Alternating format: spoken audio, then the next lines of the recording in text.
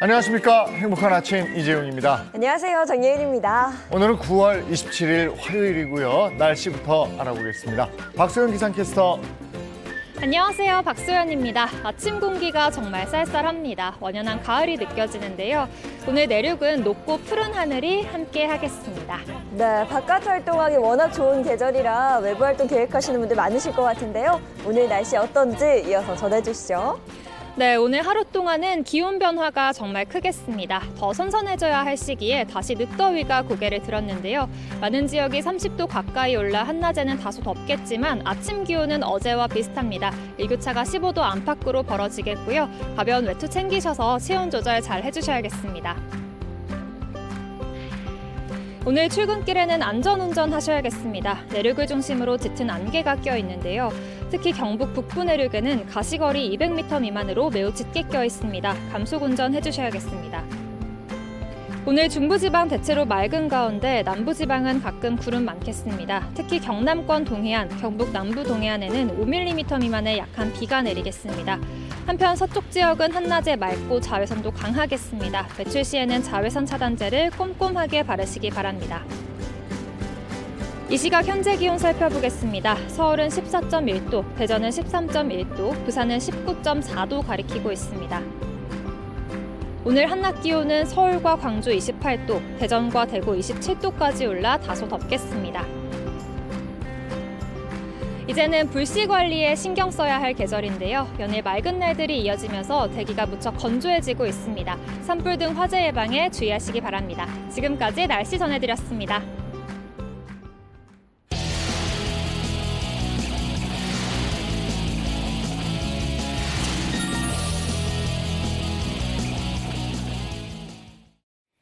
화제 이슈를 발빠르게 전해드리는 모닝 브리핑 순서입니다. 이고은 변호사와 함께합니다. 어서 오세요. 안녕하세요. 첫 번째 이슈부터 전해주시죠. 네, 첫 번째 이슈는 검은 월요일 폭주하는 원달러 환율입니다. 어제 원달러 환율이요 1,430원을 돌파했습니다.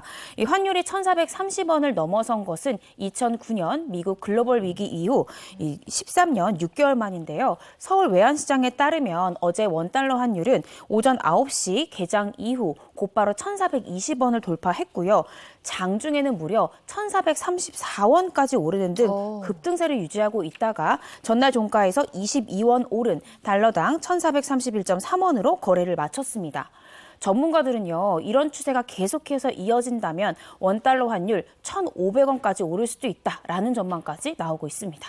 최근 달러가 강세이긴 했지만 어제 이렇게 급등하게 된 이유도 있을 것 같은데요. 네, 그렇습니다. 최근 미국 연방준비제도가요, 고강도 긴축 기조를 유지하고 있고 또 이러한 경기 침체가 장기화될 가능성도 지금 나오고 있고요. 또 러시아 우크라이나 전쟁이 장기화되면서 이러한 원달러 달러 강세와 이런 추세가 계속되고 있는 것으로 보입니다. 이런 상황 가운데 이 현지 시간으로 23일 영국 정부가 50년 만에 최대 규모의 감세안을 발표하자 이 달러 대비 파운드화에 대한 가치가 급락하면서 환율 급등을 부추긴 그런 모양새고요. 당분간 이 달러화의 강세가 지속될 가능성이 크다고 보여지고요.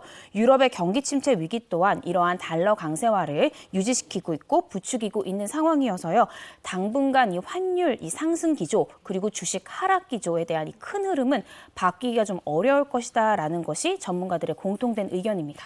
요즘에는 강달러를 넘어서서 킹달러 이렇게 부르죠. 이 달러 외에 다른 나라의 돈들은 다 가치가 하락해 있는데 일본, 중국 돈도 마찬가지라서 아시아 금융위기에 대한 우려도 나오고 있다 이러더라고요. 네, 그렇습니다. 어제 블룸버그 통신에 따르면요. 이 킹달러로 부상한 달러화에 대한 초강세 흐름으로 인해서 아시아에서 가장 중요한 통화죠. 일본 엔화와 중국 위안화가 무너질 수 있다라는 가능성이 나오면서 1997년처럼 이 아시아의 금융위기가 다시금 나타날 수 있다. 이런 우려까지 나오고 있습니다. 이런 우려의 배경을 좀 살펴보면요. 중국 미국은 지난 13년 동안 동남아 국가에서 가장 큰 최대 무역 상대국이었고요. 또 일본 같은 경우에는 세계 최대 3위에 해당하는 경제 대국으로서 자본과 신용의 수출국이기 때문에 이 두 국가의 통화 가치가 하락할 경우에 글로벌 펀드들이 이 아시아 지역 전체에서 대량으로 자본을 회수해갈 가능성이 있기 때문입니다. 네. 그 가운데 한국 원화의 경우는요, 가장 취약한 아시아 통화 중에 하나로 언급되기도 한 상황입니다. 미국의 움직임이 큰 파동이 돼서 밀려오면서 앞서 살짝 말씀해 주신 대로 국내 증시도 굉장히 크게 흔들렸을 것 같은데 어땠을까요? 네, 그렇습니다. 어제 코스피와 코스닥이요, 각각 3%, 5% 하락한 이 상황인데요. 이 코스피 같은 경우에는 2년 2개월 만에 최저 수준인 2220.94의 장을 마쳤고요. 코스닥 지수 또한 700선이 무너지면서 692.37에 마감을 했습니다. 코스닥 지수가 700선 밑으로 떨어진 것은 이 2년 3개월 만의 일입니다. 이날 국내 증시 같은 경우에는 아시아의 주요 증시 중에 최대 낙폭을 기록한 그런 상황이고요. 실제 코스피와 코스닥 어제 3%, 5% 각각 하락한 반면 일본 니케이 같은 경우에는 2.66% 하락한 데에 그쳤습니다.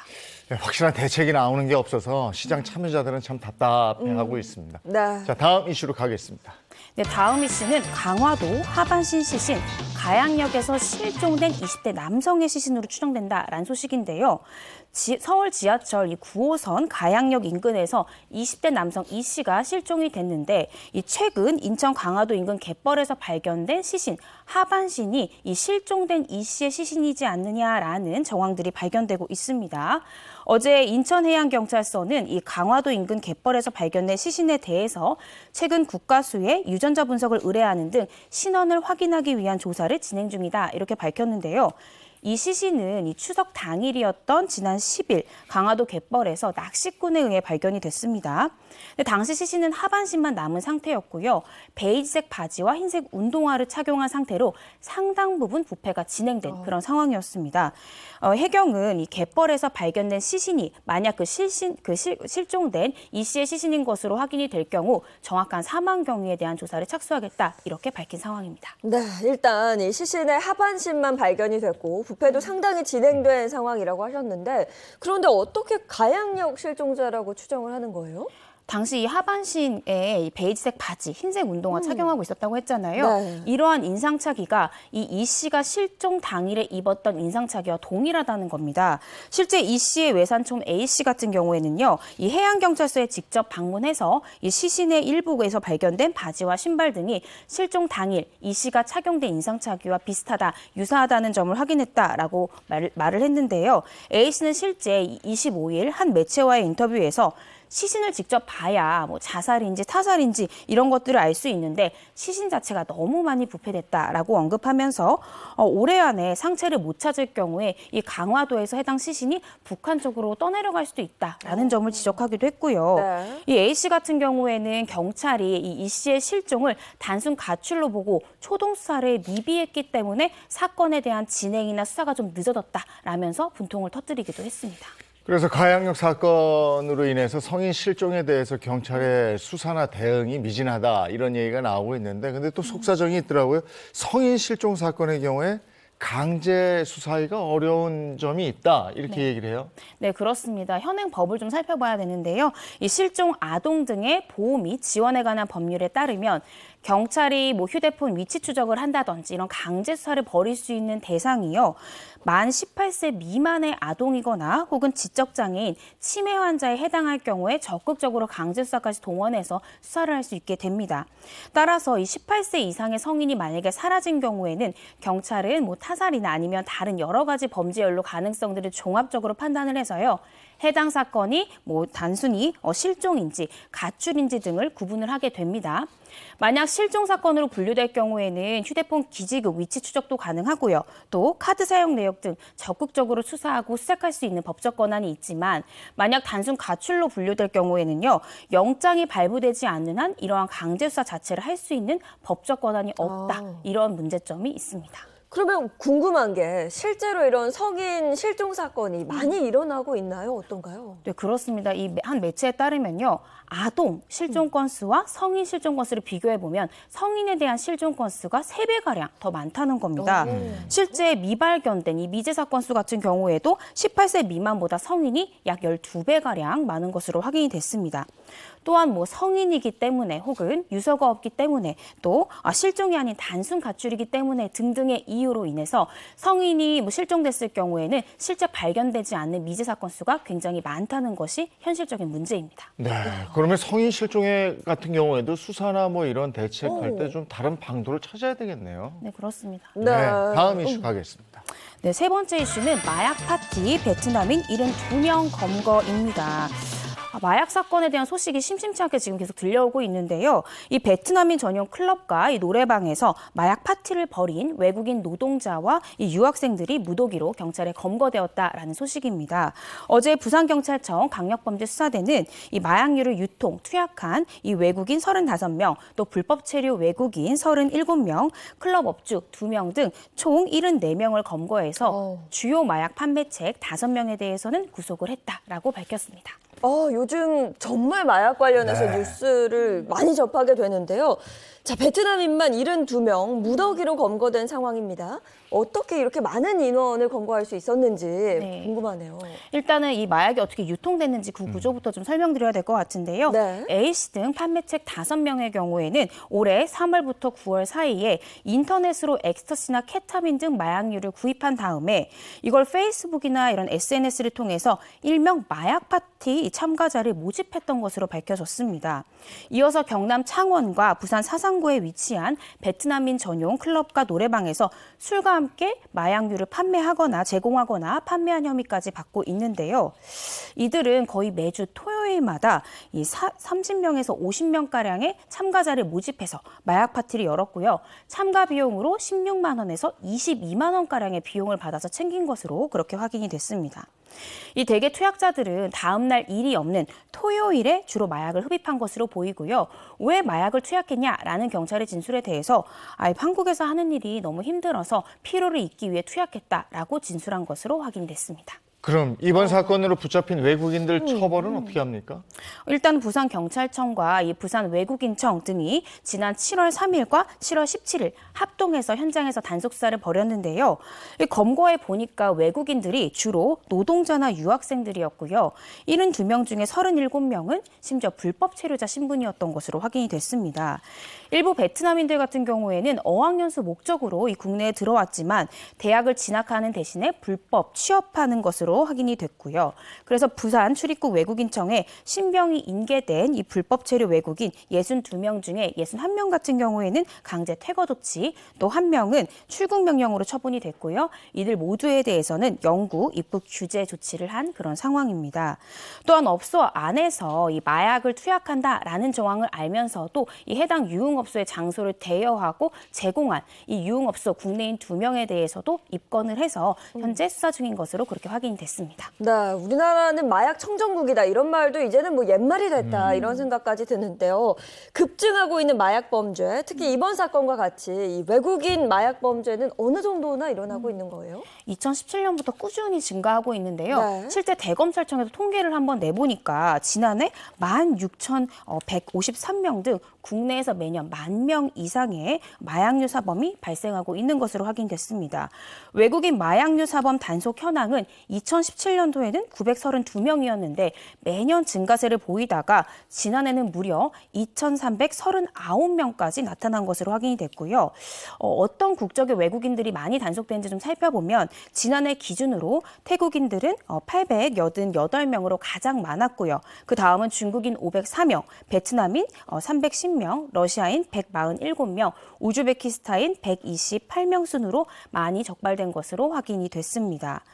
검찰은 이 취업이나 관광 등의 목적으로 입국한 외국인 자체가 늘었고 또 이들이 본국 등에서 마약류를 밀반입을 한 다음에 동료들에게 이렇게 판매를 하거나 투약하는 경우가 많아진 것을 이 외국인 사범들의 증가 원인으로 분석하기도 했습니다. 근데 외국인뿐이 아니고 국내에서도 마약 관련해서 얘기가 많이 들려서 이거 네. 대책 마련이 시급한 것 같네요. 네, 그렇습니다. 경찰, 검찰, 그리고 관세청은요, 이러한 마약류 사범들에 대한 근본적인 문제부터 해결해야 된다라는 측면에서 이 마약 판매책, 마약 유통책들에 대한 단속을 강화해야 되겠다라는 입장을 밝히고 있는데요. 제 사견입니다만 이 마약을 밀반입하는 거에 대한 우리나라의 처벌 수위가 굉장히 낮습니다. 이 부분에 대한 처벌 수위를 높여야만이 이 단속 가능성도 높일 수 있고 예방책이 될 수 있지 않을까라고 생각이 들고요. 또 실제로 한 매체 인터뷰에 따르면 전문가들은 마약이라는 것이 한번 빠지면 헤어나오기가 굉장히 어렵기 때문에 사전 예방책의 중요성을 굉장히 강조하고 있습니다. 이와 함께 마약 중독 치료, 재활 치료 등에 대해서 국가 차원에서 그 방법을 확충하는 그런 방안도 얘기를 하고 있고요. 마약 수사 및 이 재활 치료를 위한 컨트롤 타워의 일원화가 필요하다. 이런 견해까지도 언급하고 있습니다. 알겠습니다. 오늘 모닝 브리핑은 여기까지 하겠습니다. 이고은 변호사와 함께했습니다. 고맙습니다. 고맙습니다.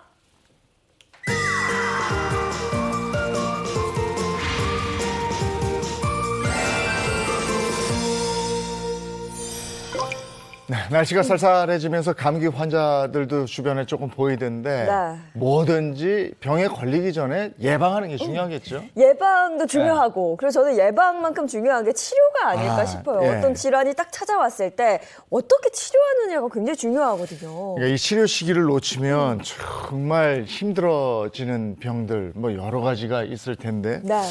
오늘 그 무서운 질환의 끝판왕 이렇게 얘기를 한다고 그래요. 비뇨 관련 질환인데 자 어떤 건지 한번 보겠습니다.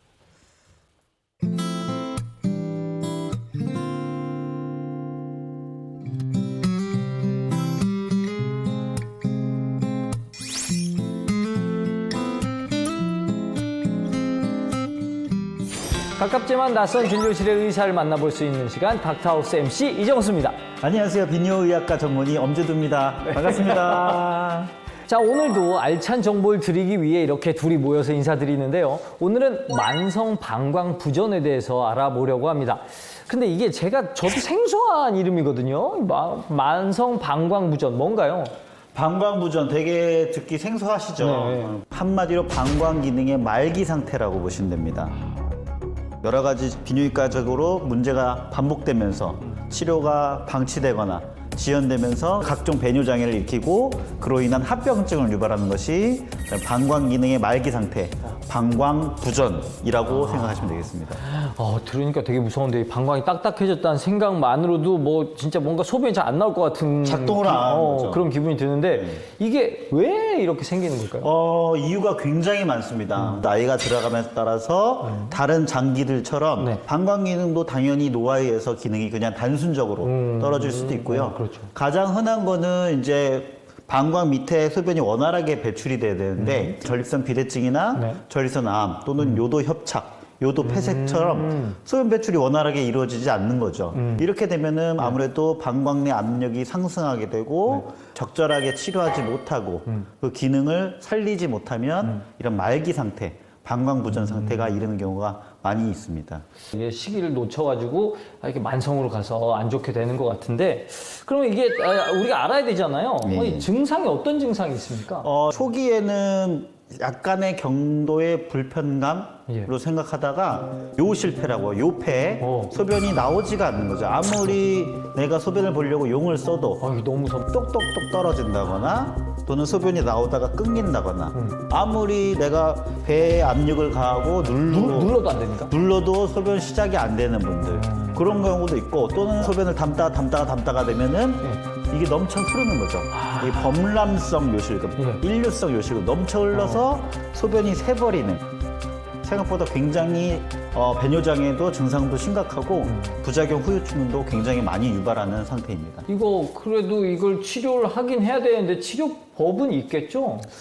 사실 이제 만성 방광부전으로 이제 진단을 받으면 치료하기가 굉장히 까다롭고 어렵습니다. 그래요? 또한 이제 완치는 거의 불가능에 가깝습니다. 그래요? 그 이유는 이제 분명히 치료할 수 있는 기간이 3년, 5년, 10년 있었음에도 불구하고 이 만성방광부전은 결국 10년, 20년 정도를 치료를 방치해서 생긴 그 결과물이기 때문에 다시 원래대로 20대, 30대로 돌아오는 거는 거의 불가능에 가깝고요. 완전히 이제 방광이 기능이 빵프로가 될 때까지 최대한 지연시켜주는 노력이 필요한 것이 바로 만성방광부전의 치료법이고요. 방광부전 환자분들은 잔뇨가 늘 남습니다. 남겨둔 잔뇨는 금방 또 소변을 채우기도 하지만 썩어서 염증을 잘 일으킵니다. 결석도 이물질도 잘 생기고요. 그래서 방광 압박법이라는 방법이 있습니다. 누르는 거. 그렇죠. 짜주는 파워가 약해진 거기 때문에 손으로 시골 상부를 눌러가지고 소변을 배출하는 거죠. 무조건 하는 건 안 되고 요관, 방광, 이음부의 판막이 괜찮은 분들, 눌러도 올라가지 않는 분들이 있어요. 판막이 정상이라서. 그런 분들 같은 경우는 방광 압박법을 해도 괜찮습니다. 그다음에 방법이 또 이제 청결 자가도뇨 방법이라는 게 있어요. 방광 기능 상태를 평가한 다음에 하루나 3일에 한 번마다 본인이 스스로 도뇨관을 착용을 해서 소변을 잔뇨가 제로가 되게끔 빼주는 방법입니다. 이제 수술적 치료 방법으로는 방광수압 확장술이라고 그래서 방광을 키우는 건가요? 그렇죠. 인위적으로 방광의 수액을 한 1000cc, 1500cc 가득 채워서 최대한 방광을 늘려보는 거예요. 물론 그렇지만 이거는 이제 짧으면 3개월, 길면 6개월 정도마다 되는 거기 때문에 반복적 치료가 필요하고요. 그다음에 마지막으로 할 수 있는 게 방광 성형술이라고 해서 대장이나 소장의 장기를 절제해서 그걸로 방광을 새로 만드는 거예요. 이건 수술 시간도 뭐 8시간, 10시간들만큼 굉장히 큰 수술이고 그렇기 때문에 마지막 치료 방법이라고 생각하시면 되겠습니다. 참 이렇게 치료도 어렵고 이게 그 수술해도 그 관리도 굉장히 힘든 그런 병입니다. 그렇기 때문에 우리 비뇨의학과 Q&A를 통해서 조금 더 이야기를 이어가 보도록 하겠습니다.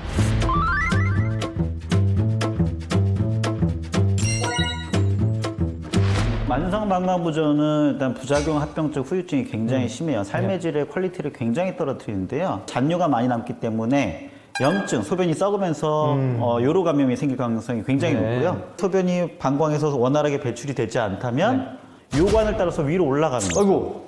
위로 올라가게 되면 결국에는 신장까지 올라가게 되면은 신장에 소변이 고여버리는 수신증. 그로 인해서 신우신염이라든지 이런 신장에 염증이 생기게 되고 소변의 성분이 자꾸 응집되고 결집되면서 결석, 방광결석, 돌이 생기는 거죠. 최대 크기는 8cm까지 돼 있는 주먹만한 돌이 방광에서 발견되는 경우도 있었어요. 그래요? 결국에는 예방이 제일 중요하다고 생각이 듭니다. 그렇군요. 아닙니다. NO! 아닙니다. 아니에요? 그러니까 전립선 비대증, 요로폐색, 비뇨생식기 원인에 의해서 당연히 많이 생기지만 우리가 이제 중풍 환자들 또는 치매 또는 중추신경계, 허리에 협착증이나 디스크, 척추 손상 환자분들은 대뇌에서 연결되는 신호가 전달이 안 돼요. 그래서 방광이 말을 안 듣습니다. 이거를 신경인성 방광이라고 그래요. 지금 내가 소변을 참아야 되는데 자꾸 그냥 저절로 흐른다거나 지금 내가 소변을 보고 싶은데 안 열리는 거죠. 관략근이. 이게 비뇨 계통의 문제로만 생기는 줄 알았더니 이게 신경 쪽으로도 문제가 생길 수가 있군요. 자, 오늘 만성 방광부전에 대해서 알아봤는데요. 여기서 이제 끝나면 저희가 또 닥터하우스가 아니겠죠. 그래서 조금 더 방광에 도움이 되는 운동까지 알려드리는 시간을 가져보겠습니다. 닥터의 원포인트 레슨 가시죠.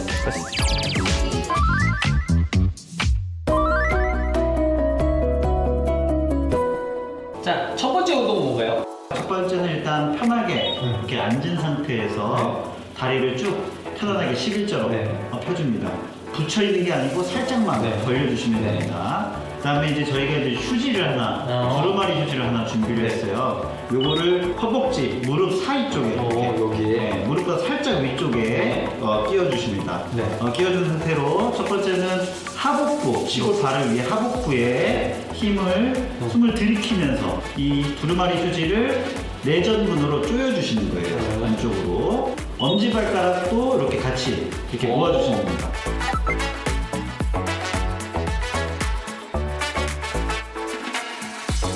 하복부부터 해서 코어, 내전근, 그다음에 엄지발가락 전체가 다 조이는 근육을 사용하실 수 있어야 됩니다.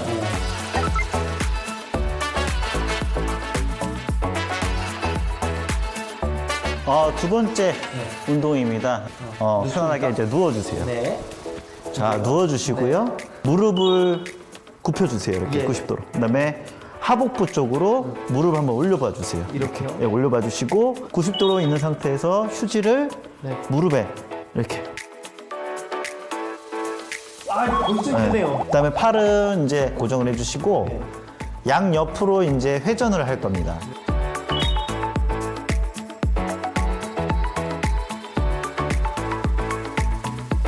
이때 이제 주의하셔야 될 점은 무릎을 왼쪽과 오른쪽으로 회전을 시킬 때에는 다리 하반신만 회전이 이루어져야 되고요. 흉부나 얼굴 부위가 같이 이동하지 않게끔 해주는 것이 중요하겠습니다.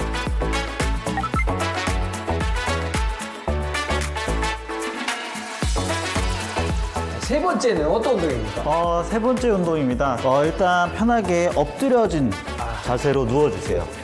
엎드려서 양 팔을 삼각형 모양으로 해주시고요. 그 다음에 턱을 아래로 내려주세요. 받쳐주시고 양쪽 무릎을 살짝 벌려주시고 발 뒤꿈치를 한번 붙여보세요. 살짝 올려가지고. 이렇게요? 네, 됐죠? 이 상태에서 양쪽 무릎을 하늘 위로 한번 올려봐 주십시오. 이렇게.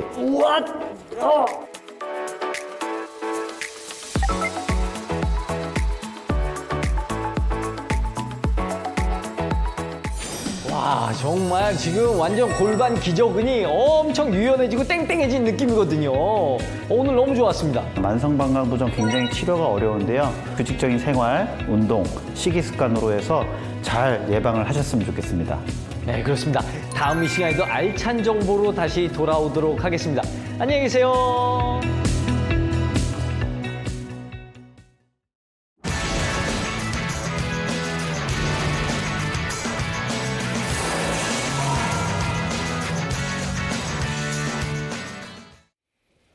네, 건강 100세 인생을 위해서 건강 정보 함께 나누겠습니다. 윤영미 아나운서 어서 오세요. 네, 안녕하세요. 중년 건강의 아이콘 윤영미입니다. 네, 반갑습니다. 또 서동주 흉부외과 전문의, 배우상 한의학 박사, 김정은 식품영양 박사 함께합니다. 어서 오세요. 안녕하세요. 네, 반갑습니다. 자, 그리고 오늘도 아주 반가운 분이 행복한 아침과 함께합니다. 연기자 장희수 씨 소개합니다. 어서 오세요. 안녕하세요. 네, 반갑습니다. 안녕하세요. 네. 장희수입니다. 반갑습니다. 제가 오늘 이렇게 함께한다 그래서 제가 미리 조금 조사를 해봤는데요. 놀래라. 정말 깜짝 놀란 부분이 데뷔 연도가 1974년입니다. 데뷔 48년 차. 74년에 태어나신 거 아니에요? 아유, 그게 또 덕담을 해주시면. 아니, 뭐, 제가 그때는 옛날 그 T본부에서는 나역도 공채로 뽑았어요. 그러니까 제 데뷔가 일일 연속극에 이제 역할 이제 공채로 뽑혀가지고. 아이고 귀여워라. 너무 예쁜데. 아, 쟤는 누구야? 예, 그때 이뻐라. 아이고 감사합니다. 그러다가 제가 이제 81년도에 미스 롯데 5기 K본부 공사 8기생으로 뽑혀서 예. 어떻게 하다 보니까 정확하게 얘기하면은 세월이 나이를 먹은 거지. 저 아직 어립니다. 40년이 흘렀는데 네. 세월이 흘러간 거예요. 나 어릴 때부터 연기와 함께한 그야말로 연기 인생인데, 네. 예, 그 배역 맡을 때도 이렇게 좀 단아하고 네. 그런 역할 많이 하지 않으세요? 아우 감사합니다. 좀 제작비가 많이 들어가요. 예, 좀 그런 역할을 많이 하긴 했습니다만 뭐 한 40년 하다 보니까 뭐 어떤 역할은 안 했겠습니까? 네. 그래서 뭐 드라마, 영화, 또 라디오 진행, 또 텔레비전 진행, 또 나레이션, 뭐 아침에 뭐 하는 겁니까? 제 얘기만 너무 하는 것 같아요. 아니 일단 네. 나오셨으니까 그 얘기 먼저 하는 거죠 뭐. 아유, 근데 그냥 뭐. 그냥 봬도 아까부터도 뭐 걸음걸이도 그렇고 에너지가 넘치세요. 포스가 그죠. 근데 장희수 씨로 소개가 됐지만은 장순천 씨로도 알려져 있잖아요. 예, 그렇죠. 맞아요. 연기자 장순천하니까. 예. 아주 친근하게 느껴지는데 MC라든가 뭐 라디오 DJ, 나레이터 너무나 다방면으로 활동하시는 정말 한 열정하시는 그런 그런 분이신 것 같아요. 아, 언니 감사합니다. 네. 저하고 연배도 비슷하시고 네. 또 자녀를 유학 보낸 것도 비슷하시고 예, 여러 가지 면에서 우리 친구해야 될 것 같아요. 아니, 그러니까요. 저도 정말 놀랐던 부분이 너무 이렇게 바쁘게 지내시는데 그 와중에 자녀들을 너무 잘 키우신 걸로 또 유명하더라고요. 아니, 그건 봐주시는 분들이 예쁘게 봐줘서 그렇고요.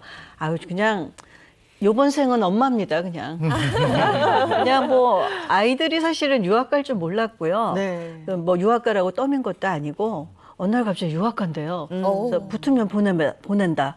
붙었더라고요. 어떻게 해요? 네. 그래서 좋은 학교에 그것도. 돈 많이 드는 일본과 영국에서. 네. 그래서 저는 오늘도 뜁니다. 정말 잘생기고 예쁘네요. 아유, 그렇죠. 근데 왜 네 집 자식 잘 키웠다 이러면 우리 부모들은 그게 가장 부럽지 않나요? 네네. 그래서 그 비법을 늘 이렇게 궁금해하곤 하는데 제가 시청자분들 대신해서 한번 여쭤보겠습니다. 어떻게 자녀들을 그렇게 잘 키우신 겁니까? 아유, 왜 그러십니까? 아유, 그쪽도 보내셨으면서. 아니, 뭐 별건 없고요. 저는 그냥 길라잡이만 했어요. 학교 다닐 때 조금 어떻게 보면 아이들이 잘못되고가 아니라 본인의 마음이 급해서 학원 보내야지, 어디 보내지, 옆집은 못 보내지 그러는 것 같았어요. 근데 저는 그냥 지 알아서 할 거고 났으니 내가 기본적인 건 해줘야 될 거고 그리고 저는 지금도 그래요. 그냥 니네 삶은 어떤 직업을 갖든 어떤 일을 하든 니네가 행복하면 되니까 그냥 엄마가 난 죄로 가르쳐주는 공부만 해주겠다. 이런 방법이 좋은 건지 모르겠습니다만 그렇게 키우고 있습니다. 근데 요 나이쯤 되면 네. 그 아이들이 알아서 잘 커주면 너무 고맙고 네. 그러면 이제부터는 내 건강 챙기면 되는 건데 건강하십니까?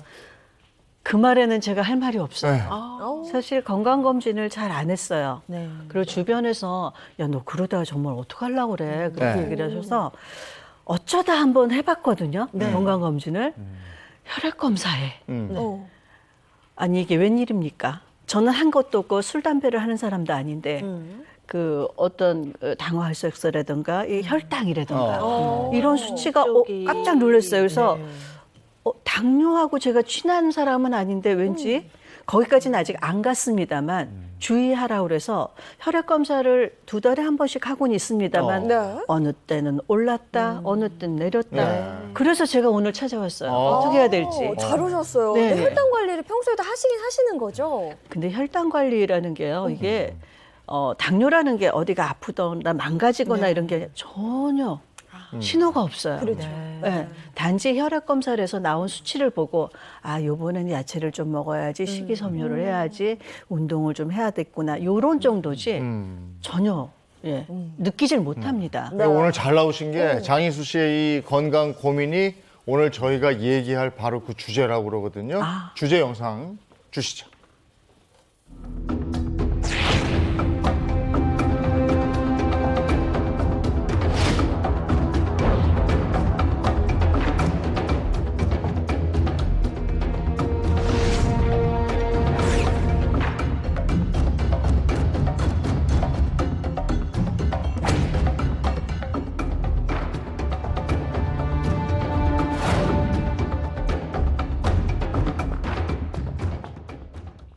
네, 오늘의 주제는 중년 건강 위협하는 당뇨입니다. 근데 이런 환절기에 더 조심을 해야 된다고 그래요. 네, 그렇죠. 요즘은 정말 주변에 당뇨 앓고 계신 분들이 너무 많아서 참 안타까운 얘기지만 국민질환이다 뭐 이런 별명까지 붙게 됐거든요. 당뇨 인구 천만 시대라던데 맞는 얘기인가요? 네, 맞습니다. 당뇨 환자분들이 점점 늘고 있는데요. 실제 최근 통계에 따르면 국내 30세 이상 당뇨 환자 수가 600만 명입니다. 성인 7명 중 1명이 당뇨병을 앓고 있는데요. 2045년까지 이 당뇨병 환자가 최대 143%까지 증가할 예정입니다. 네. 선생님, 그런데 말입니다. 제가 생각해 볼 때 이게 당뇨라는 게 직접적으로 오기 전까지는 전혀 알 수가 없어요. 그렇죠, 증상이. 네. 그렇죠. 그 혈압 검사를 좀 해봐야나 아는 건데 어찌하오리까? 네. 당뇨의 핵심은 관리잖아요. 네네. 근데 뭐 아무런 전조 증상도 없고 하니까 사람들이 괜찮겠지 하고 모르고 지나가고 맞아요. 관리를 안 하고 못하게 되는 게 이게 문제 아닐까요? 맞습니다. 그래서 하지만 이제 당뇨 자체를 관리를 하지 못하게 되면 아주 무서운 병이 따라오는데요. 당뇨 합병증이 따라올 수 있습니다.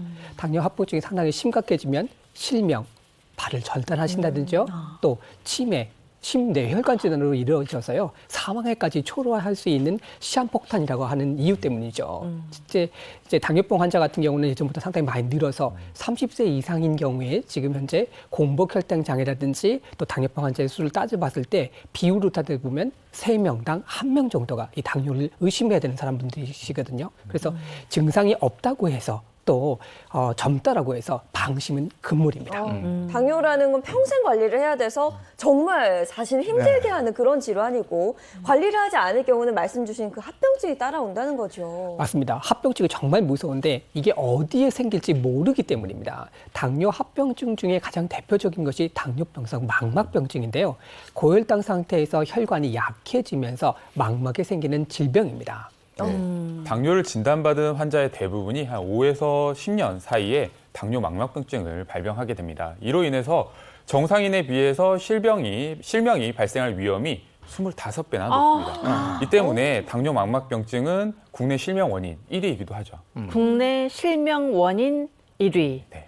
그러니까 많은 분들이 당뇨 망막병증으로 실명을 한다는 얘기인데 실명이 사실 가장 무서운 그럼요. 예, 네. 아닐까 하는 생각이 드는데, 그러니까 당뇨 관리가 좀 느슨해질 때마다 실명 이렇게 생각하면은 좀 긴장을 확 이렇게 하게 그러게요. 되고 긴장의 끈을 조이게 되는 것 같아요. 네, 그렇죠. 하지만 당뇨의 합병증은 그것뿐만이 아닙니다. 당뇨병 4명 중 1명에게서 족부에 나타나는 당뇨발.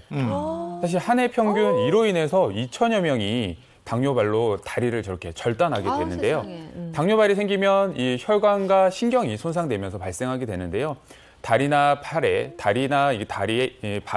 이 푸른빛이 띄거나 심하면 이 발가락 끝이 괴사가 되면서 까맣게 변하게 됩니다. 문제는 상처가 나고 이런 상황이 진행해도 전혀 증상을 못 느낀다는 게 문제죠. 네. 네. 저희 엄마도 40년 당뇨 앓으시면서 뭐 저렇게까지는 아니지만 거의 발의 어떤 그 감각을 잃었거든요. 예. 그래서 그 과정을 잘 알고 있는데, 갱년기 증상을 겪는 분들이 당뇨를 더 조심해야 된다 하는 말을 들었습니다. 또 갱년기 어려웁니다. 맞습니다. 맞나요? 이 갱년기가 여러 사실 질환들을 불러일으키는데요. 갱년기 증상을 겪고 있거나 혹은 갱년기 증상을 심하게 앓은 중장년층은 이 당뇨를 더 조심하셔야 되는데요. 갱년기 증상은 사실 육체적인 증상뿐만 아니라 정신적인 증상도 나타나죠. 이렇게 다양한 증상들이 동반되기 때문에 삶의 질을 떨어뜨리게 됩니다. 그리고 여성 호르몬이 떨어지기 때문에 이로 인해서 신진대사도 감소하고 면역력이 저하가 되는데요. 따라서 이전과 똑같이 활동을 하고 스트레스를 받지만 사실 몸이 더 아프고 뭐 쑤시고 근육통, 만성 통증들을 일으키게 되는데 이게 이제 흔히 나이가 들면서 발생하는 일반적인 증상이다라고 생각들을 하시는데 이게 만성적인 통증 같은 경우는 면역력 증상, 면역력 저하로 발생하는 증상으로 좀 보셔야 됩니다. 네.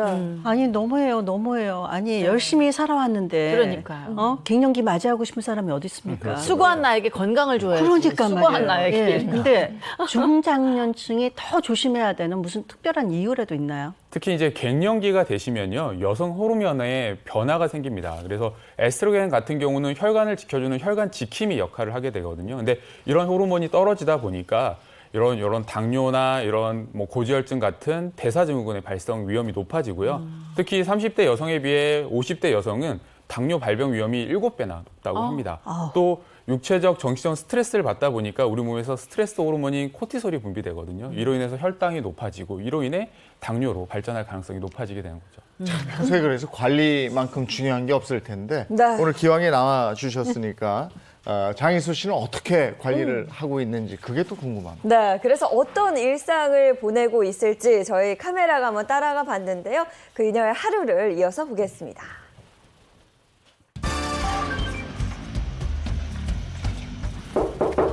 네. 아이고, 일찍 오셨네요. 안녕하세요. 장희수라고 합니다. 오늘의 주인공 1974년 아역 배우로 데뷔한 48년차 베테랑 배우 장희수 씨입니다. 그녀의 아침은 미지근한 물과 함께 시작합니다.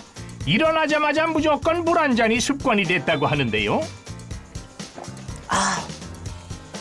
시원하다. 저는 찬물을 안 먹고 미지근한 물로 시원하게 한 잔을 마셔요. 아무래도 기본적으로도 좀 달라지고요. 아침에 그 화장실 가는 일도 좀 편안해지고요. 그리고 또 밤새 이렇게 웅치페 있다가 나오는 거를 갖다 시원하게 뚫어주는 거기 때문에 기분이 제일 상쾌한 것 같아요. 예. 자, 로그인 하시고요. 희수 씨 아침 일과 아직 끝나지 않았습니다. TV 시청이라도 하려나 싶더니 몸을 쭉쭉 들리며 홈 트레이닝을 시작하는데요. 그러니까 스트레칭만 잘해줘도 건강을 유지하는데 참 좋을 것 같아서 아침마다 이렇게 하면 한 5분, 10분만 해도 혈색도 달라지고 일단 온몸이 가벼워져요. 한번 해보시는 것도 나쁘지 않을 것 같아요. 이른 아침부터 몸 건강을 챙기는 데 온 신경을 집중하는 그녀. 다 그럴 만한 사정이 있었는데요. 그 완경이 끝나고 나면 대부분 갱년기가 오잖아요. 근데 사실 저 같은 경우는 갱년기가 심하게 오진 않지만 어쨌든 혈당도 그렇고 모든 변화들이 예전처럼 이렇게 팍팍 돌아가지가 않아요. 그래서 유지를 하는 거죠. 더 나빠지지 않게끔 유지를 하다 보니까 그러면 식이요법과 건강밖에는 없더라고요. 오랜 시간 활동을 하며 생긴 체력 저하, 또 갱년기로 인한 몸의 변화까지 이제는 내가 챙기지 않으면 힘들다는 생각에 건강 챙기기에 돌입했다는 희수 씨인데요. 습관이 중요하다는 생각에 먹는 것 하나 허투루 준비하는 법이 없습니다. 맨밥, 쌀밥을 잘 안 먹어요. 그래서 제가 보통 쌀이 정말 조금 들어가고요. 쌀 잡고 카무트, 그다음에 병아리콩, 그리고 또 귀리.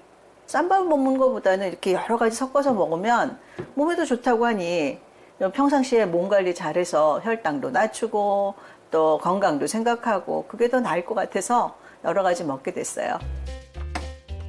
정성스런 손길로 완성한 영양 만점 잡곡밥. 보기만 해도 든든한 느낌이 절로 드는데요. 이번엔 반찬을 손수 만들려나 본데요. 오늘의 메뉴, 연어를 활용한 요리입니다. 연어 덮밥을 하려고 하거든요. 근데 여기에 맛간장을 좀 만들어서 넣으려고 해요. 요 정도면 한 1인분 될 것 같아요. 장희수표 연어덮밥 레시피 나갑니다.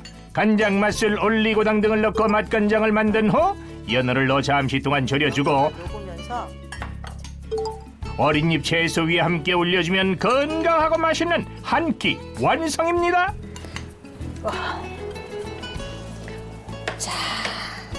부지런히 만든 장희수표 건강밥상. 탄수화물을 줄이고 식이섬유와 단백질이 풍부한 식단을 챙기는 것도 그녀의 건강 비법이랍니다. 제일 운동도 중요하고 여러 가지지만 가장 좋은 거는 식이요법이거든요. 그래서 저는 그냥 이렇게 간단한 야채에다가 이렇게 또 어떤 때는 또 이렇게 고구마 이런 걸로 이제 그 생식을 할 때도 있고요. 그러니까 저희 정도 되면 잘 먹는 것도 중요하지만 잘 비워내고 소식하는 게 좋다고 하더라고요. 식사를 행복하게 즐기는 것도 건강 비결이겠죠? 식사를 마친 희수 씨 갑자기 분주해졌습니다. 뭔가를 컵에 따라 시원하게 원샷! 그녀가 매일 꼭 챙긴다는 이것은 무엇일까요? 여러분도 다 아실 거예요. 흑염소라고. 사실 이제 그 완경이 끝나고 나서 갱년기가 찾아오는 저희 나이 정도에서는 혈당 조절하는 거 있잖아요. 그리고 면역력을 강화하고 요즘 시대는 또 면역력이 최고잖아요. 그래서 정말 그냥 물처럼 마십니다. 근데 정말 맛있어요. 배우 장희수 씨의 건강을 책임지는 흑염소의 정체 다들 궁금하시죠? 잠시 후 공개될 예정이고요. 그녀의 일상을 조금 더 살펴봅니다. 그날 오후 잠시 집 밖에 외출한 희수 씨.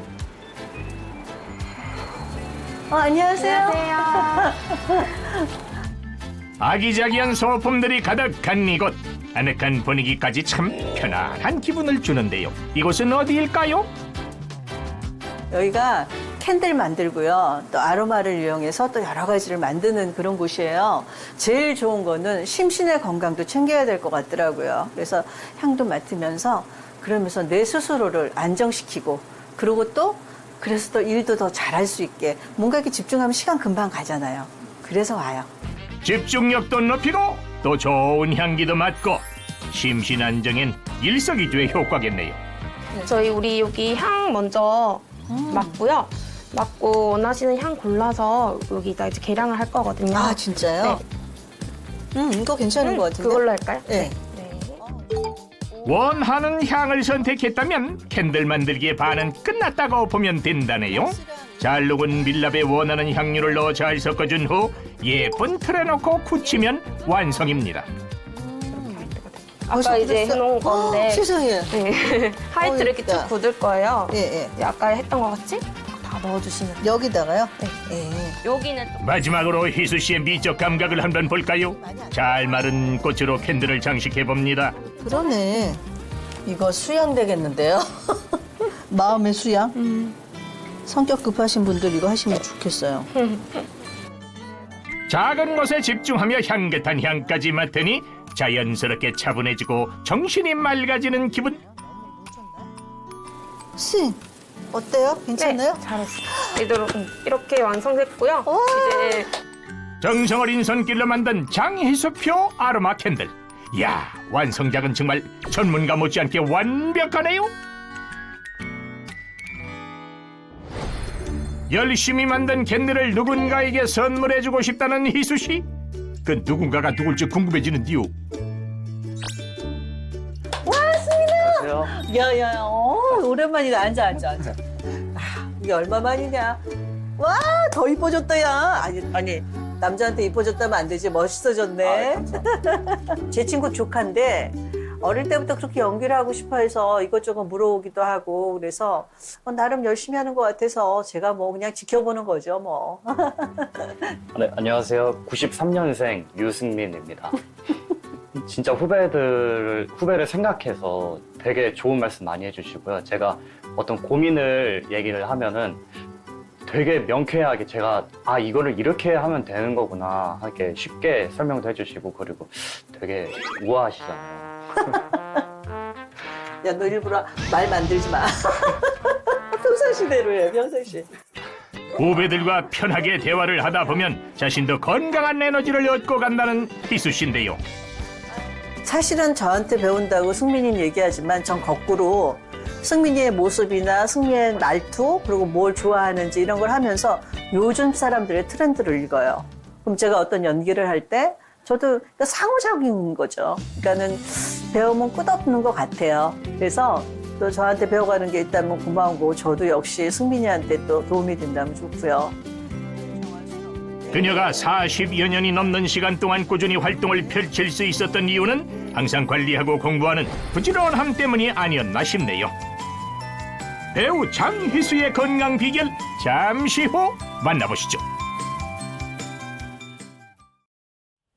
뭐 밝게 사시고 네. 또 본인이 하는 아이고. 일이 있고 또 사람들 만나고 아까 보니까 식단 관리도 신경 써서 아주 잘 하시는데 자 그렇다면 혈당 잡는 비법 우리 최강배에서 또 준비를 해놨거든요. 먼저 뭘 먹어야 되는지 김정은 선생님 뭘 네. 먹어야 됩니까? 오늘도 마찬가지로 간단하게 만들 수 있는 건강한 음식 준비를 했는데요. 네. 혈당 안정화를 위해서 오늘은 두부를 듬뿍 넣은 오믈렛을 준비했습니다. 그래서 오늘 그 요리명이 두부 달걀 오믈렛이잖아요. 듣기만 해도 일단 건강해 보이는데 재료 소개 먼저 해주시죠. 네, 들어가는 재료 뭐 보시다시피 집에 항상 있는 재료예요. 두부랑 두부? 달걀 준비해 주시고요. 오늘 포인트는 간을 액체 육젓을 넣을 거예요. 액젓의 향이었구나. 네. 그리고 후추 조금, 그리고 쪽파 넣어주시고요. 이제 기름을 둘러가지고 오믈렛을 만들어 올 예정입니다. 네, 역시나 오늘도 재료가 어렵지 않습니다. 네. 냉장고에서 다 만날 수 있는 재료인데요. 본격적으로 한번 시작해 보죠. 네네. 일단 두부를 이제 깍둑썰기를 제가 할 거예요. 네. 제가 두부를 써는 동안, 자, 그럼 예인 MC께서. 제가요? 네, 달걀을 좀 풀어주시겠어요? 드디어 제자로 받아주시는 건가요? 네. 제가 뭐 요리를 잘하진 않지만 요 정도는 합니다. 네. 달걀 풀고 요 정도는 할 수 있어서. 우선 두부는 이렇게 1cm 조금 안 되는 크기로 깍둑썰기요? 네, 깍둑썰기를 해주세요. 그냥 막 으깨면 안 돼요? 뭐 으깨 주셔도 되고요. 예, 그 숟가락, 뭐 포크 같은 걸 으깨 주셔도 그 식감이 또 독특하니까 편하게 하셔도 됩니다. 네. 자, 이렇게 저는 두부 한 모, 달걀 3개.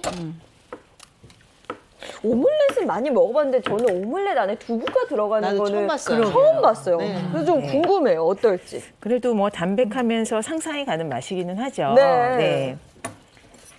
두부가 여성들한테 좋고 굉장히 그럼요. 다이어트도 좋고 당에 좋고 네. 단백질도 있고 하는 거. 단백질도 많고. 네, 잘 해주셨습니다. 잘했네요. 네.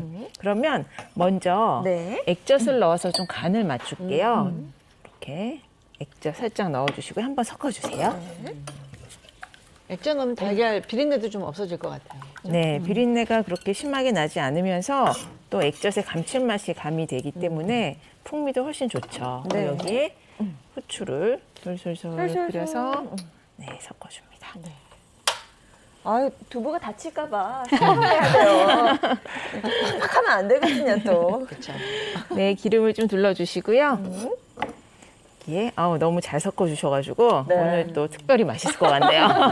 제자로 좀 받아주세요, 선생님. 네, 오늘 하시는 거 보니까 네. 아주 너무 잘하시는 것 같아요. 자, 이렇게 달군 팬에. 달군 팬에 중불 정도에 하면 될까요? 네, 처음에는 이렇게 칙 소리가 날 정도로 충분히 달궈주시고요. 맛있겠다, 저거. 맛있겠다. 그때 안 마셨을 때. 근데 저 달걀이 혈당을 안정시키는 데 도움이 돼요. 맞습니다. 그러기도 하고 또 이렇게 달걀 만들어 같은 놓으면 경우는요. 근사하잖아요. 뭔가 아침에. 식전 30분 전에 드시게 되면 이제 혈당을 좀 안정시키는 식품이 대표적으로 두 가지가 있습니다. 그 중 하나가 바로 단백질이거든요. 그래서 호주 연구팀이요. 식전 30분에 단백질을 섭취하게 될 경우 식후 2시간 혈당이요. 최대 50%까지 떨어진다라고 하는 것을 발견을 했습니다. 그래서 식전에 단백질을 먹게 되면 소장에서 내장 호르몬을 분비해서 위에 있는 음식물 배출 시간을 최대 50%까지 연장해 준다라고 하는데요. 그러니까 위에서 천천히 음식물이 분비가 되니까 소화도 좀 천천히 되고요. 또 혈중에서 포도당을 관리할 수 있는 이런 시간적인 여유가 생기게 되거든요. 그래서 식후 혈당의 증감이 완만해질 수 있습니다.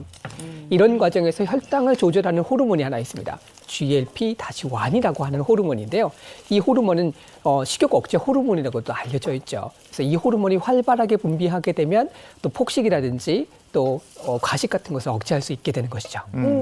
그러면 이제 식전에 먹는 두부 달걀 오믈렛이 확실히 도움이 되겠네요. 맞습니다. 많은 도움이 되는데 지금 식재료에 있는 단백질 한번 살펴볼까요? 달걀 한 개에는 단백질이 한 6g 정도가 들어있고요.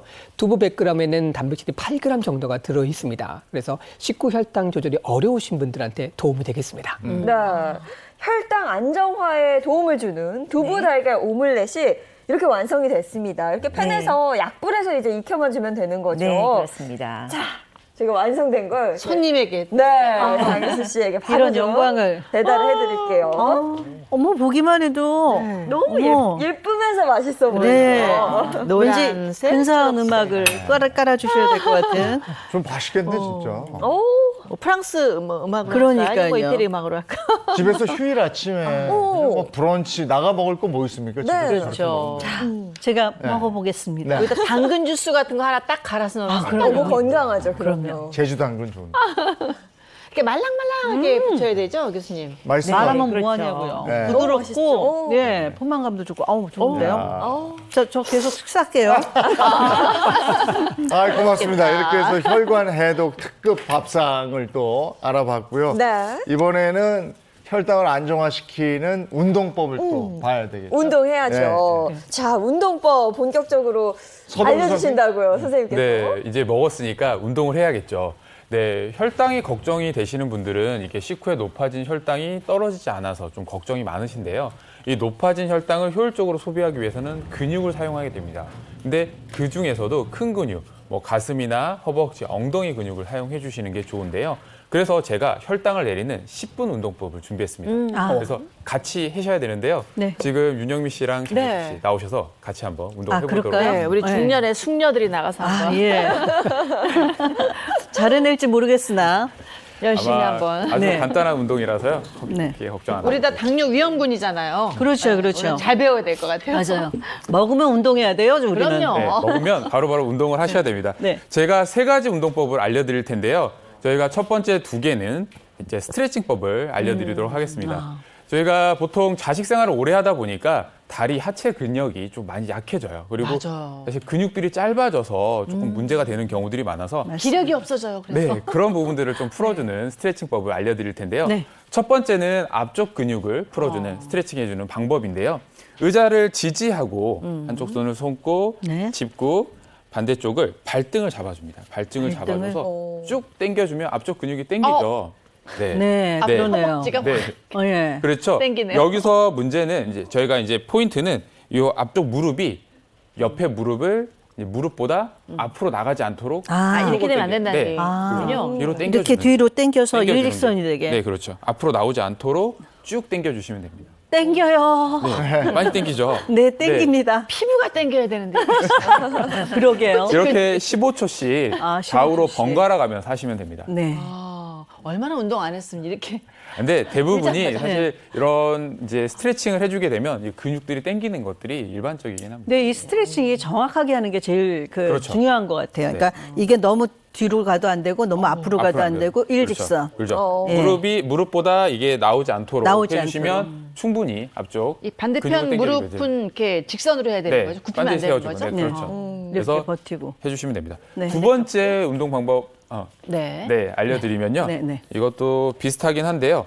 이제 앞쪽 근육을 스트레칭했으면 이제 뒤쪽 근육을 스트레칭을 해야 되겠죠. 네네. 그렇기 때문에 저희가 한 골반 넓이로 다리를 벌린 다음에 우리가 어깨보다 한 2배 정도 네. 되도록 다리를 쭉 뻗어줍니다. 2배. 뻗어주고 예.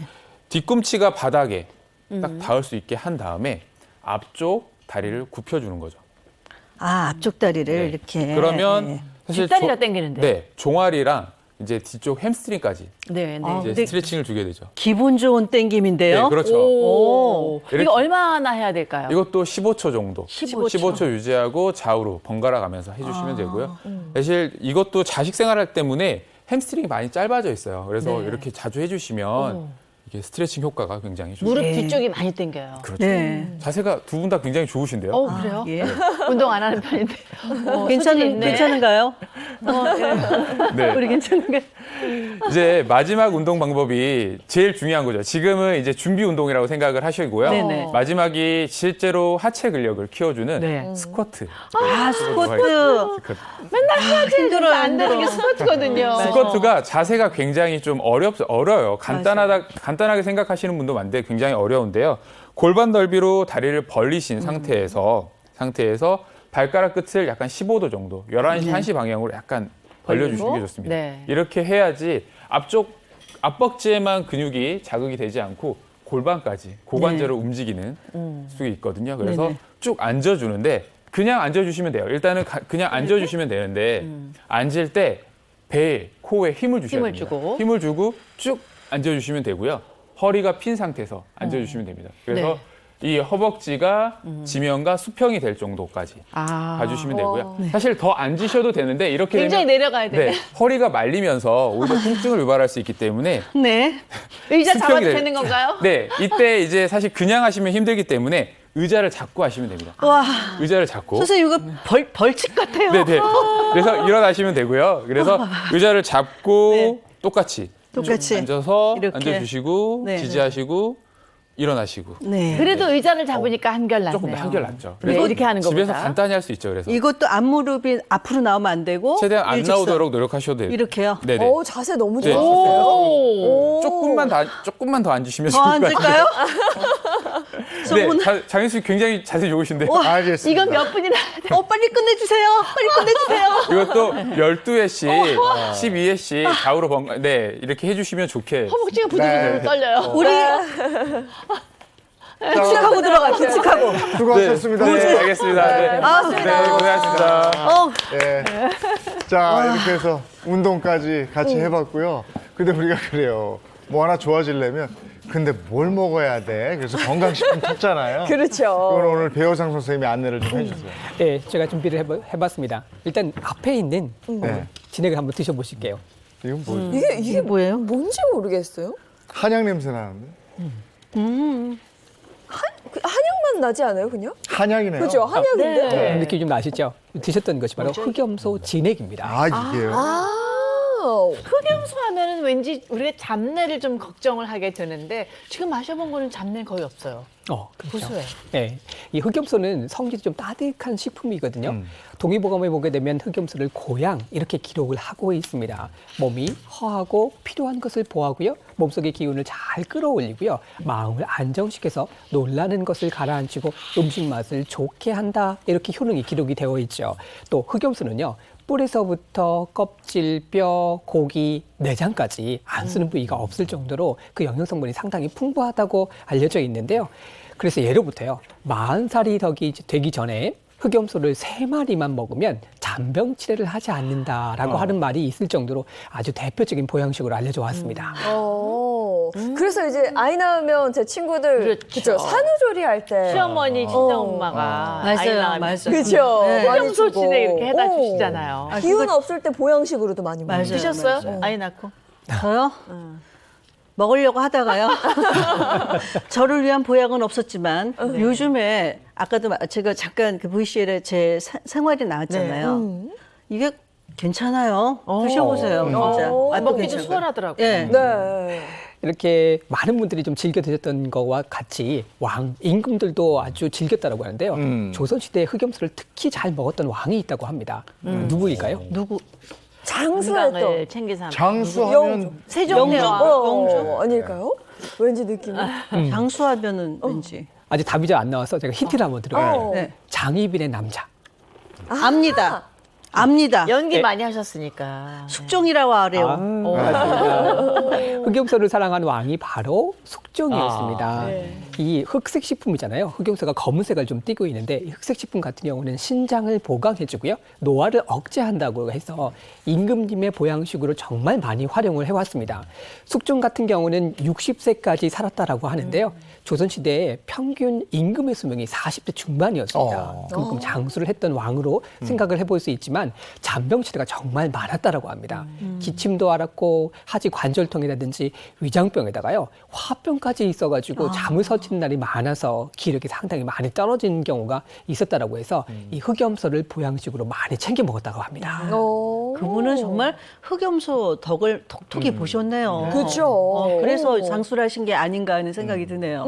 맞습니다. 또 중국의 문헌을 살펴보니까요. 이 흑염소는 온양성 식품으로 알려져 있어서 혈액을 따뜻하게 하고 양기를 보충시켜주면서 건강의 영양으로 신비한 야경동물로도 기록이 되어 있습니다. 이처럼 흑염소는 예로부터 많은 분들한테 정말 각광받아왔던 보양식이라고 생각하실 수 있겠죠. 네, 그만큼 흑염소가 영양에 도움을 준다 이런 건데 당뇨에는 어떤 도움을 주는지 핵심 성분을 통해서 좀 하나하나 알아보도록 하겠습니다. 자, 흑염소의 핵심 성분 첫 번째 뭔지 보시면 아라키돈산. 도대체 이게 뭘까요? 말도 참 어렵고 이 성분명들은 정말 어려운 것 같아요. 네. 이 아라키돈산은요. 모유에도 들어있는 필수 지방산이라고 합니다. 그래서 인슐린 기능을 원활하게 해줘가지고요. 혈당을 떨어뜨리기 때문에 당뇨가 있으신 분들한테 도움이 좀 되는데요. 실제 식품별로 이 아라키돈산이 얼마나 함유되어 있는지 한번 살펴보도록 하겠습니다. 소고기에는 100g당 약 0.7%가 함유되어 있고요. 돼지고기에는 1.3%, 달걀에는 1.77%인 반면에요. 흑염소는요. 3.1배로요. 쇠고기의 한 4배 정도. 정말 많은 양의 아라키돈산이 함유되어 있는 걸 확인해 볼 수 있습니다. 와, 진짜 소고기 4배네요. 4배 정도 되네요. 그러니까 흑염소가 괜히 당뇨에 도움이 된다 하는 게 아니었네. 맞습니다. 입증이 됐습니다. 실제로도 성인을 대상으로 아라키돈산이 정말 얼마나 효능이 있는지 확인한 연구 결과가 있는데요. 당뇨가 없었던 2,000명의 사람들을 대상으로 해서 19년간 추적 관찰을 한번 해봤습니다. 그랬더니 아라키돈산이 체내에 함유량이 높은 분들이요. 당뇨병 위험 발병률이 아라키돈산이 낮은 사람에 비해서 약 46%나 낮았다라고 하는 보고가 있었습니다. 46%나 낮다면은 아라키돈산이 당뇨에 미친 영향이 정말 굉장히 크다고 볼 수가 있는 거네요. 그러니까요. 아라키돈산을 꼭 기억해야 될 것 같아요. 네, 이 아라키돈산과 관련된 이런 실제 인슐린 수치와 혈당 수치를 관찰한 동물 실험이 있는데요. 당뇨 쥐에게 아라키돈산이 포함된 식단을 한번 2주간 공급을 했는데요. 그랬더니 인슐린 수치가 0.6이 측정됐습니다. 그렇지 않은 쥐의 인슐린 수치는 0.4였고요. 또 아라키돈산이 포함된 식단을 먹은 쥐의 혈당 수치는 200에서 180으로 10% 감소했습니다. 그뿐만 아니라 공급이 중단된 후에도 그 혈당 수치가 2주 동안 유지됐다고 합니다. 네, 당뇨를 극복하는 법을 아라키돈산. 네, 꼭 기억해 두시면 좋을 것 같고 두 번째 한번 보도록 하겠습니다. 흑염소의 핵심 성분 두 번째 먼저 보시면 알록산. 알록산이라는 이것도 것도 낯서네요. 그렇죠. 이름 재밌다. 어렵네요, 오늘. 맞습니다. 어려운 이름이 나왔는데요. 앞서서 설명드렸던 아라키돈산은 당뇨에 도움이 되는 성분이라고 한다면요. 알록산은요. 당뇨의 적이 되는 성분입니다. 저기요? 그럼 우리 몸에 안 좋다는 거잖아요. 그렇잖아요. 맞습니다. 알록산 같은 경우는 당뇨를 유발하는 독성 오염 물질이에요. 당뇨에 꼭 피해야 할 음식 같은 경우로 대표적으로 더 꼽는 것이 바로 밀가루잖아요. 이 밀가루에도 알록산이 상당히 많이 함유되어 있습니다. 알록산은요, 우리 몸을 산화를 시키고요. 특히 포도당과 유사한 형태에서 가지고 있기 때문에 췌장세포를 망가뜨리는 몹시 나쁜 성분입니다. 아니 같은 아인데 아라키도산은 도움이 되고 알록산은 무서운데요, 얘. 그러니까 같은 산인데. 그러니까요. 맞습니다. 한 연구 결과를 보게 되면요, 이 아라키돈산이 알록산 성분이 당뇨에 미치는 악영향을 줄여준다라고 하는 보고가 있었습니다. 알록산을 투여해서 당뇨를 유발시킨 쥐에게요, 아라키돈산을 투여하고 난 다음에 알록산이 미치는 세포의 독성 정도를 한번 살펴봤습니다. 그랬더니 알록산만 투여를 했을 때는 15 정도의 수치가 나왔는데요. 아라키돈산을 같이 투여하니까 10 정도로 그 수치가 낮아진 것을 확인할 수 있었습니다. 네. 아라키돈산은 당뇨, 혈당 조절에 좋고 나쁜 성분인 알록산으로 인한 세포의 독성을 줄여준다. 이렇게 되어 있는 거예요. 맞습니다. 이 아라키돈산 성분 같은 경우는 특히 근데 체내에서 합성이 잘 되지 않거나 아주 극미량한 합성이 되기 때문에요. 외부에서 식품으로 드셔주는 것이 필요하게 되죠. 그래서 이 외에도 아라키돈산의 어떤 효능 같은 경우는요, 성호르몬과 성장 호르몬의 어떤 촉진이라든지 합성을 돕는 역할을 하게 됩니다. 우리가 갱년기가 되면요, 성호르몬인 에스트로겐 자체가 좀 줄어들게 되잖아요. 그래서 아라키돈산을 잘 챙겨 드시게 되면 이 갱년기 증상을 완화하는 데 도움을 받으실 수 있게 되죠. 갱년기가 오시면 제일 먼저 많이 나타나시는 증상이 바로 기억력 저하와 또 건망증이잖아요. 맞아요. 예, 이게 지속하게 되면 뇌세포의 노화가 아주 빨리 되면서 여러 가지 증상이 나타날 수 있게 되는데요. 방치를 하게 되면요, 인지장애라든지 치매까지도 이어질 수 있습니다. 그런데 흑염소 속의 아라키돈산이요, 이 뇌의 노화를 좀 더디게 해가지고 치매 예방에 도움이 된다라고 하는 연구 결과도 있습니다. 실제로요, 뇌 손상이 있었던 환자들한테 이 아라키돈산과 DHA를 같이 꾸준하게 섭취를 하게 했더니요, 뇌기능 손상이라든지 또 노화로 인한 치매 증상이 예방됐다라고 하는 그런 보고도 있었습니다. 야, 그 아라키돈산의 효과가 다양하네요. 맞습니다. 이뿐만 아니라 아까 성장 호르몬 설명드렸었잖아요. 이 성장 호르몬 같은 경우도 우리가 섭취하는 단백질을 이용해서요, 세포를 재생하고 어떤 촉진하는 데 역할을 하게 되는데요. 피부 재생을 촉진하게 되면 피부가 아주 예뻐질 수 있고요. 다시 젊어지는 효과를 받으실 수 있고, 세포가 재생을 다 촉진하게 된다라고 하면 관절과 근육이 좀 튼튼해질 수 있겠죠. 그래서 이 문제는 이 성장 호르몬 자체가 점점 나이가 들면서 줄어든다는 데 있습니다. 이럴 때 흑염소를 좀 보충해 주시게 되면 아라키돈산들을 보충해 주시면서 성장 호르몬 유지에도 도움이 되실 수 있는 겁니다. 그냥 뭐 한 가지 부분에 도움이 되는 게 아니라 전반적인 건강에 다 도움을 주네요. 맞습니다. 특히 이제 중년 같은 경우가 되게 되면은 이 신진대사가 떨어지잖아요. 네. 그러면 몸이 조금씩 열이 좀 식어가게 됩니다. 차게 되고요. 냉증이 좀 생기기 쉽게 되는데요. 특히 여성분들한테는 냉증이 생기게 되면 가장 큰 문제가 하복부 순환이 떨어지게 되면서 생리불순이라든지 생리통이라든지 장내 여러 가지 문제들이 발생할 수 있고요. 또 완경기를 평균보다 조금 당겨질 수 있습니다. 갱년기가 조금 일찍 오시는 것이죠. 그래서 이런 증상들이 오기 전에 미리 따뜻하게 몸을 만드실 필요가 있는 것입니다. 저는 갱년기를 굉장히 심하게 앓았거든요. 지금도 아직 증상이 많이 남아 있는데 그 에어컨 좀 이렇게 트는 곳에 가면은 정말 막 이렇게 쇠타, 이불 좀 없어요, 막 이러고 싶은. 지금도 스튜디오가 굉장히 저는 추워요. 그래서 늘 목도리라든가 스웨터 갖고 다니고 집에서도 막 이렇게 약간 추워서 저는 여름에 두꺼운 이불 덮고 이러거든요. 다 이유가 있었네요. 맞습니다. 그래서 갱년기 있다면은 이제 호르몬 때문에도 몸이 좀 차게 되고 냉증 자체가 좀 쉽게 발생할 수 있었기 때문에 아마 그런 증상을 느끼셨던 것 같아요. 근데 갱년기가 굉장히 좀 심하게 오셨다는데 저 같은 경우는 갱년기 아직 증상을 잘 못 느껴요. 제가 보내서 그런지 모르겠어요. 거지만 그러니까 보면은 근데 주변에 이렇게 얘기를 들어보면 막 더웠다가 갑자기 막 찬기가 막 불고 막 이렇게 급변하는 그런 체온을 갖고 있는 사람한테도 이게 좋은 건가요? 그렇습니다. 한의학에서는 이제 냉증이라고 해서 이게 차가운 기운이 자꾸 몸에 쌓이게 되면 냉적이라고 해서 치료를 해야 되는 어떤 질병 형태로 변한다라고 하죠. 그래서 몸에 이제 갱년기가 오면서 호르몬 변화가 나타나게 되면 이런 냉증 자체가 조금 더 심해질 수 있거든요. 특히 냉증으로 인해서 갱년기가 조금 당겨지신 분들은 고혈압이라든지 당뇨병이라든지 또 골다공증 거기에다가 유방암과 같은 이런 질병의 위험도도요 3배 정도 높아진다라고 합니다. 그래서 반대로 몸을 좀 따뜻하게 유지하시고 체온 자체를 잘 유지하시게 되면 이 갱년기를 오게 되는 시기 자체도 좀 늦춰주실 수 있고요. 자궁 건강 자체가 따뜻해지기 때문에 아르키돈산이라든지 몸을 좀 따뜻하게 하실 수 있는 흑염소를 잘 챙겨 드시면 몸에 도움이 되겠습니다. 네, 흑염소 좋은 거 알겠습니다. 많이 먹어도 되는지, 누구나 먹어도 되는지 아니죠. 궁금해요. 흑염소는 성질 자체가 조금 따뜻한 편이에요. 그래서 몸에 열이 많다든지 땀을 많이 흘리시는 분들한테는 아주 적극적으로 권해될 식품은 특히 아니고요. 진액 같은 경우는 70ml에서 140ml 이내로 하루에 섭취하시는 거 좋습니다. 너무 과다하게 섭취하시게 되면요.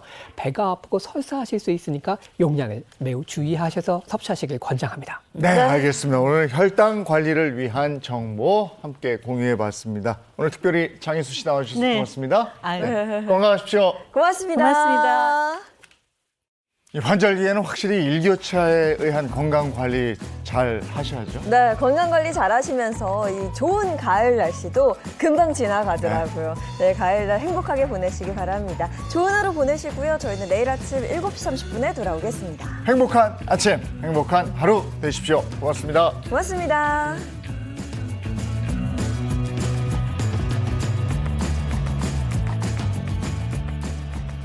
채널 A